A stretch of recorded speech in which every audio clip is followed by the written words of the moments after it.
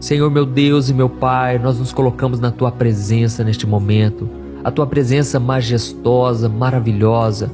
Ó Senhor, nós Te agradecemos pela nossa família, pela nossa casa, pelo nosso trabalho. Muito obrigado, Senhor, por acordarmos mais um dia e podermos viver os planos que o Senhor tem para nós.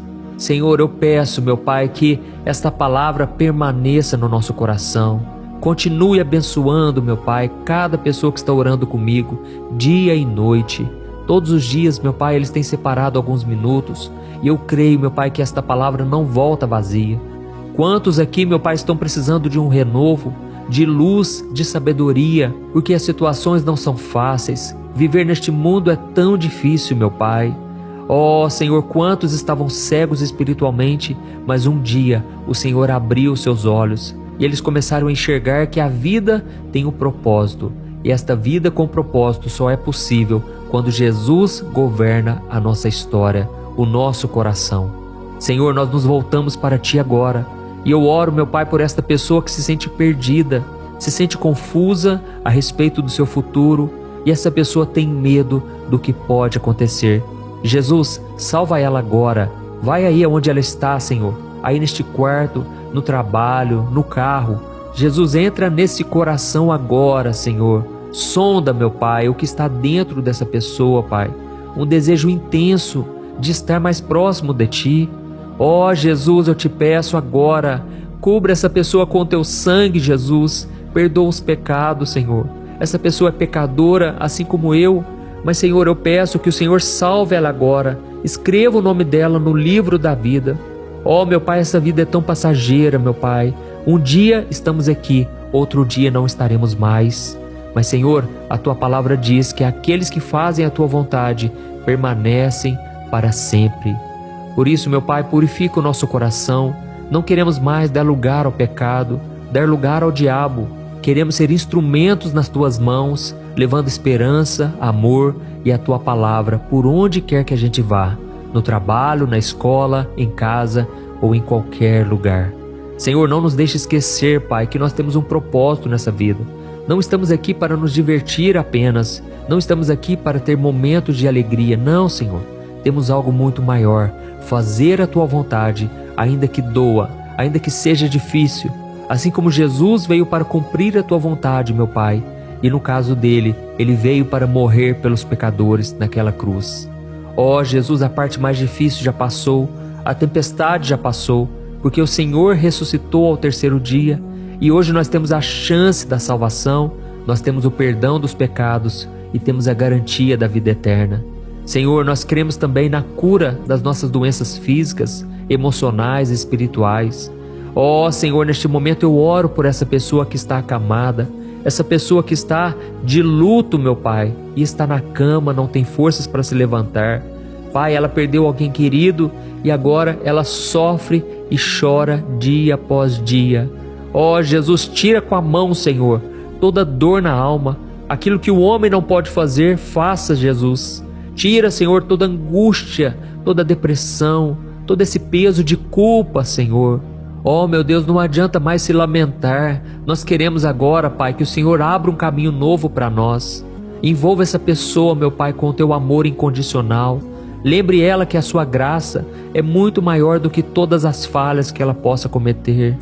Oh, meu Pai, que ela sinta agora o Teu abraço reconfortante, Pai. Lembra ela do arrependimento, Senhor. Lembra ela da salvação e do perdão. Quebra, Jesus, toda a tentativa do inimigo para fazer com que essa pessoa se sinta culpada por algo que já passou. Em nome de Jesus, eu expulso todo o espírito de engano e de acusação. Derrama, Senhor, uma unção especial sobre a cabeça dessa pessoa e que o Senhor renove nela a alegria de viver. Ilumina o caminho dessa pessoa, ó Pai, para que ela possa encontrar coragem e enfrentar os seus maiores medos, aprender com seus erros e ter determinação para viver uma vida de acordo com a Tua vontade. Meu Pai, no meio dessa tempestade, eu creio que um arco-íris está surgindo, a esperança está brotando e muitos agora estão enxugando as lágrimas, sentindo um renovo espiritual. E eu Te agradeço, Jesus, porque Tu és o autor da vida, o autor da nossa fé. Oh Jesus, Tu és maravilhoso, o Senhor vive para todo sempre e sem Ti nada podemos fazer. Em nome de Jesus que eu oro e já Te agradeço por tudo que o Senhor irá fazer em nossas vidas a partir de hoje. Amém. Glória a Deus. Um trecho do capítulo 6 de Isaías que eu tenho certeza que vai falar muito ao seu coração. Diz assim a palavra do Senhor. Então ouvi o Senhor perguntar: quem enviarei como mensageiro a este povo? Quem irá por nós? E eu respondi: aqui estou, envia-me. Olha isso, irmãos. Aqui no capítulo 6 de Isaías, o profeta teve uma visão do trono de Deus e dos anjos que o adoram. Imagine você ter essa visão celestial. Eu imagino que você se sentiria muito impuro, muito indigno. Afinal de contas, Deus é santo, Deus é perfeito. E é exatamente isso que o profeta Isaías sentiu. Ele se sentiu uma pessoa incapaz de permanecer na presença do Senhor. Só que naquele momento que ele se sentiu tão sujo, tão pecador, ao ponto de dizer que os seus lábios eram impuros, naquele momento um anjo serafim voou até ele com uma brasa viva e tocou nos seus lábios, simbolizando a purificação dos seus pecados. E logo em seguida, Deus fez uma pergunta sobre quem ele deveria enviar como seu mensageiro. O interessante é que aqui o Senhor pergunta: quem irá por nós? E por que será que Deus usou a palavra no plural? É porque Deus e Jesus estavam no trono. A Bíblia diz no Evangelho de João que Jesus estava com o Pai desde a fundação do mundo. Muito antes de o mundo ser criado, Jesus já estava lá. E tudo que foi feito, nada se fez sem a ação de Jesus. Então aqui ele pergunta: quem irá por nós? E a resposta de Isaías foi: aqui estou, Senhor, envia-me a mim. Então, irmãos, o profeta que agora estava limpo dos seus pecados e espiritualmente renovado, ele se ofereceu para ser um instrumento do Senhor. Eu sei que tem muitos de vocês aqui hoje que têm o desejo de ser usado por Deus, têm até um chamado e não sabem como começar, não sabem o que devem fazer. E é isso que eu quero explicar para você aqui. Mas nesse momento aqui de Isaías, nós percebemos que o contexto era um contexto difícil. Isaías estava muito preocupado, assim como todo o povo de Judá. Isso porque o rei Uzias, ele tinha acabado de morrer. E aquilo trouxe uma sensação de incerteza, uma sensação de medo a todo o povo. O que vai ser de nós? E foi exatamente ali no templo onde Isaías teve um encontro com Deus. Exatamente naquele momento difícil, Deus se apresentou a ele. E então Isaías viu a sua condição de pecador. Irmãos, se nós lermos os capítulos anteriores, de Isaías capítulo 1 até Isaías capítulo 6, nós vamos perceber que o profeta foi chamado por Deus para pregar uma mensagem dura. E ele sempre dizia assim: ai de vocês que estão brincando com as coisas de Deus, ai de vocês que estão traindo suas esposas, ai de vocês que estão cobrando juros altíssimos, vocês que estão se embriagando pelas ruas. Irmãos, o tempo todo ele dizia: ai de vocês. Mas quando Isaías teve um encontro com Deus, ele disse: ai de mim, porque eu sou pecador, eu tenho os lábios impuros. Irmãos, só existe uma coisa que revela o nosso pecado, é quando temos um contato com Deus. É quando a grandeza, a misericórdia e o poder do Senhor se revelam a nós. E aí então nós conseguimos enxergar o quanto nós somos pecadores e indignos.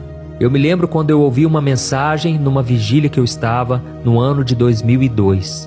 Naquele momento, aquela pregação me tocou profundamente.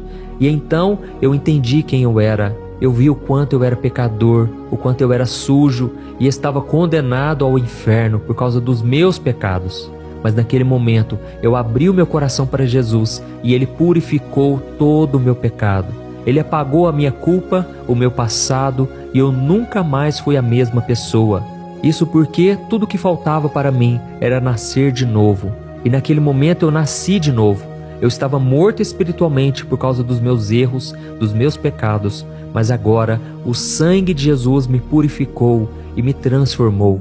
Talvez você está aqui me ouvindo, você já conhece a palavra, você ama louvores, você gosta da mensagem da Bíblia, mas só você sabe lá no fundo do seu coração que você ainda não decidiu entregar sua vida a Jesus, ainda não decidiu sequer arrepender dos seus pecados e começar a obedecer a palavra do Senhor. Oh, meu querido irmão e minha irmã, não perca mais tempo, não deixe para depois, tá bom? Nós vamos orar hoje e você pode entregar sua vida ao Senhor e eu tenho certeza que Ele vai endireitar todos os seus caminhos. Ele será o seu Deus, o seu pastor, o seu Salvador. Aleluia! E como eu estava dizendo, irmãos, naquele momento de Isaías, ele viu a sua condição pecaminosa, ele se sentiu perdido. E foi justamente naquele momento de fragilidade, porque ele tinha perdido o rei, todo o povo estava se sentindo desorientado. Mas foi ali que Deus se apresentou. E eu vejo também na Bíblia muitos exemplos de pessoas que só tiveram um encontro com Deus no momento mais difícil. Quando lemos a história de Jó, nós percebemos que tudo ia perfeitamente bem na sua vida. Era um homem rico, um homem de família, um homem de oração. Mas então ele passou pelos piores momentos da sua história. Em um certo dia, ele perdeu todos os seus filhos, ele perdeu os seus bens, ele perdeu a sua saúde. E então, depois de um longo processo no deserto, naquele momento difícil, ele fez uma declaração maravilhosa. Ele disse que antes ele conhecia a Deus só de ouvir falar, mas agora os seus olhos estavam vendo o Senhor. Irmãos, eu sei que muitos de vocês aqui têm passado por um momento difícil. E que tal você ver esse processo como um processo de purificação? Que tal você ver essa fase difícil como uma fase onde Deus está te preparando, Ele está te moldando e te capacitando para você fazer a obra? Amém? Eu creio que Deus faz isso com a gente. E quando nós lemos também o Evangelho de Mateus, capítulo 5, onde Jesus fala sobre as bem-aventuranças, Ele disse que somente aqueles que têm um coração puro é que podem ver a Deus. E você precisa entender isso de uma vez por todas. Não adianta você querer fazer a obra do Senhor se o seu coração estiver cheio de pecado, porque você vai estar distante do Senhor. Não adianta também você seguir apenas uma regra, uma norma imposta pelos homens.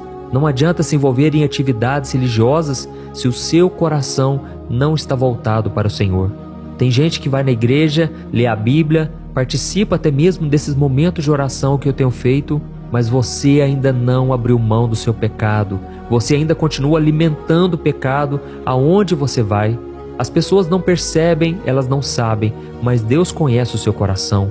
Quantas pessoas que estão me ouvindo aqui tratam a sua esposa, os seus filhos, tratam as pessoas mal, tratam os outros com indiferença, com preconceito.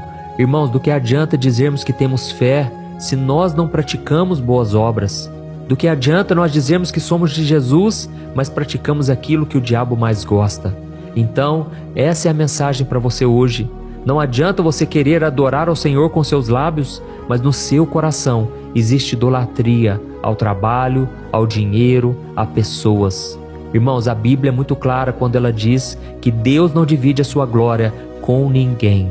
Então você precisa ser purificado hoje para se aproximar do Senhor, entender a sua voz e atender o seu chamado. E talvez você esteja pensando, mas pastor, como que eu posso ser purificado? Será que um anjo vai aparecer aqui para mim? Vai colocar um pedaço de brasa na minha boca, assim como ele fez com Isaías? Irmãos, é claro que não. Aquela situação com o profeta foi específica, foi exclusiva para aquele momento. Mas a essência daquele encontro é a mesma. Então, em primeiro lugar, você precisa refletir e se arrepender. Da mesma forma que Isaías reconheceu a sua natureza pecaminosa quando ele esteve na presença do Senhor, você precisa tirar alguns minutos do seu dia para refletir sobre os seus erros e se arrepender. Quando nós estamos aqui nesses momentos de oração, é hora de você alinhar o seu coração com o coração do Pai. Amém? A segunda coisa que você tem que fazer é não fugir, mas ir de encontro ao Senhor. Tem pessoas, irmãos, que têm tanta vergonha de Deus que elas não oram, elas não leem a Bíblia. Por quê? Elas se sentem indignas. E aí fica a pergunta, quem de nós é digno de estar na presença do Pai? Ninguém. Mas aqueles que têm Jesus no coração, aqueles que já se arrependeram dos seus pecados e entregaram suas vidas ao Senhor, esses podem estar de pé diante de Deus. Sabe por quê?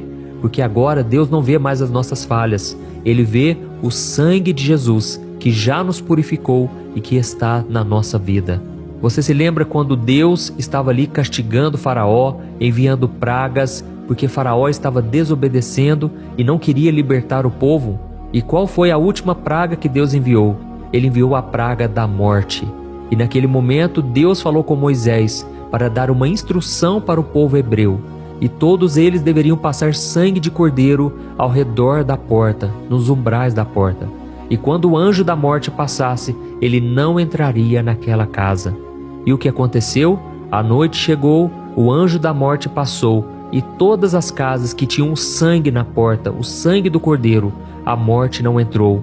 Mas ela então matou os filhos dos egípcios e o filho de Faraó. E foi preciso que aquele castigo acontecesse para que Faraó amolecesse o coração e deixasse o povo ir embora e ser liberto daquela escravidão. Irmãos, da mesma forma, Satanás, ele tenta escravizar as pessoas. Assim como Faraó escravizava o povo hebreu, o diabo também quer nos escravizar com o pecado, com uma vida de prazeres passageiros, sem se importar com a eternidade. Mas então, o diabo não tem poder contra aqueles que já têm o sangue do Cordeiro. E quem é o Cordeiro, irmãos? É Jesus Cristo. Ele foi o sacrifício por nós. E é por isso que quando temos o sangue do Cordeiro sobre nós, nós estamos protegidos contra os ataques do mal. A Bíblia diz em 1 João que todo aquele que nasceu de novo, o maligno não o toca mais. Então chega, irmãos, de ser escravos do diabo, ser escravos do pecado. Nós nascemos de novo se temos Jesus no coração. E agora o Senhor quer não somente nos purificar, mas Ele quer nos usar na sua obra. Talvez você nunca irá pregar um dia numa igreja, nunca subirá num púlpito, mas você pode ser usado aí na sua profissão. Aonde você estiver, Deus pode te usar para orar por alguém, para evangelizar uma pessoa, amém? Deus pode usar a cozinheira, Deus pode usar o garçom, Deus pode usar o porteiro de um prédio, um advogado, uma professora, não importa. Tudo o que você tem que fazer é se dispor diante do Senhor. Você tem que orar e dizer: Senhor, envia-me, coloca pessoas no meu caminho, eu quero ser usado nas tuas mãos. Então, irmãos, vocês vão perceber que ao longo do dia, Deus colocará pessoas na sua empresa, na sua faculdade, na igreja ou até mesmo dentro da sua casa para ter um encontro com Jesus através de você. Amém? E um detalhe muito importante: